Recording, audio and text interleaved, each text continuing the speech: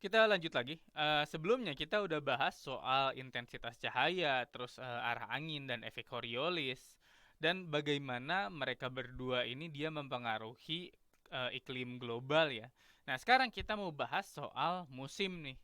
Nah, sebelum kita bahas, munculin dulu gambarnya.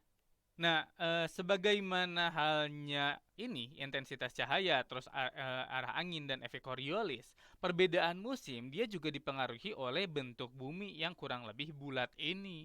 Jadi kita mulai dari Mina ya, dari Desember deh. Dari Desember, bumi itu dia bentuknya bulat nih. Tapi dia itu terhadap matahari itu agak miring, miringnya sekitar kurang lebih um, 23,5 derajat kemiringannya sudut ini ya, sudut yang ininya nih, yang atas sama yang bawah sama aja, dia miring sekitar 23,5 derajat terhadap matahari. Nah, hal ini posisinya ini yang dia itu nggak tegak lurus terus bentuknya yang bulat itu mempengaruhi penyinaran atau area mana yang kena sinar matahari tiap bulannya. Kayak misal tadi kita mulai dari Desember. Ketika Desember, bumi itu kan dia miring gini.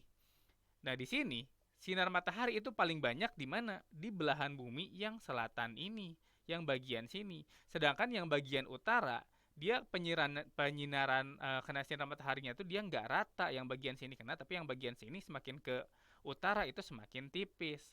Artinya di sini belahan bumi yang utara dia mengalami periode si malamnya panjang, sedangkan siangnya itu relatif pendek. Sebaliknya di belahan bumi selatan itu siangnya panjang, malamnya pendek. Artinya, karena di sini siangnya pendek, malamnya panjang, di sini kebalikannya siangnya panjang, malamnya pendek. Artinya di belahan bumi utara itu terjadi musim apa coba?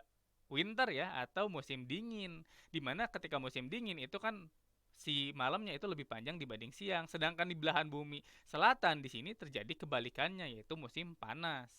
Jadi bisa kita tandain gini ya, utara dingin, selatan panas. Kita gerak geser ke Maret. Nah, di Maret ini sebenarnya dia kurang lebih waktu siang dan waktu malam itu sama, baik itu di belahan bumi utara maupun selatan, karena ya dua-duanya juga sama-sama menghadap matahari di posisi yang sama, dia nggak terlalu ngaruh kemiringan ya. Nah, di bagian sini di Maret ini dia terjadi musim apa? Ya geser. Tadi asalnya di utara itu musim dingin, sekarang jadi musim semi. Sedangkan di selatan asalnya musim panas, sekarang jadi musim gugur. Kita bisa tandain. Kita lanjut geser ke bulan Juni. Nah, bulan Juni ini kebalikannya bulan Desember. Artinya gantian. Tadi kalau di Desember itu yang utara itu dingin, sekarang di Juni yang utara itu musim panas. Karena sinar matahari di belahan bumi utara itu lebih banyak, artinya siangnya lebih panjang dibanding malam. Sedangkan di selatan dia gantian, sekarang di selatan bulan Juni itu musim dingin. Jadi kita bisa tandain juga. Nah, gitu ya, kebalikan dari bulan Desember gitu, gantian ya. Nah, sekarang kita geser nih terakhir ke bulan September. Nah, bulan September itu kebalikan dari bulan Maret. Artinya belahan bumi selatan itu dia musim semi di sini. Sedangkan belahan bumi utara dia gantian, dia sekarang mengalami musim gugur. Nah, gitu kurang lebih ya. Jadi gantian antara belahan bumi selatan dan belahan bumi utara, dia ganti-gantian musimnya gitu. Sedangkan kalau misalnya di Indonesia nih, dia kan adanya di tengah, di ekuator. Dia itu kayak gimana? Apakah dia terpengaruh oleh musim-musim dan bulan-bulan ini? Kalau kita sih anteng-anteng aja sebenarnya, karena ya tadi balik lagi ke sini, intensitas cahaya untuk kawasan ekuator itu mau bulan apapun kurang lebih nggak jauh beda, kita tetap kena sinar matahari banyak banget. Jadi makanya kita nggak kena 4 musim, karena kita adanya di mana, di sini kan, di tengah-tengah ini kan. Karena kita di tengah-tengah ini ya tadi intensitas cahayanya tuh konstan tiap bulan dalam 1 tahunnya. Makanya kita nggak ngalamin 4 musim.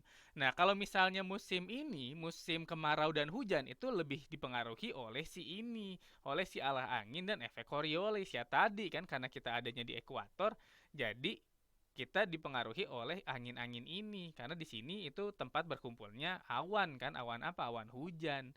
Jadi kita mengalami kemarau kalau misalnya si angin-angin ini dia arahnya berbelok atau berubah gitu.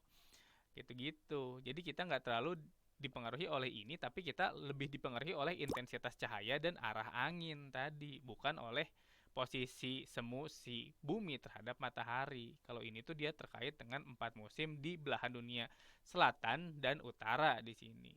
Oke, kurang lebih gitu ya faktor abiotik yang mempengaruhi makroklimat atau iklim global. Ada intensitas cahaya, ada arah angin dan efek Coriolis, terus ada perbedaan musim. Nah, selanjutnya kita bakal bahas soal pengaruh ini, ketiga ini, intensitas cahaya, arah angin, efek Coriolis dengan perbedaan musim terhadap struktur ini ya, ekologi si ini nih atau disebut dengan bioma. Jadi ada tundra, ada taiga, ada hutan hujan tropis, ada ada gurun dan itu tuh adanya di mana-mana aja. Nah, kita bakal bahas di video selanjutnya.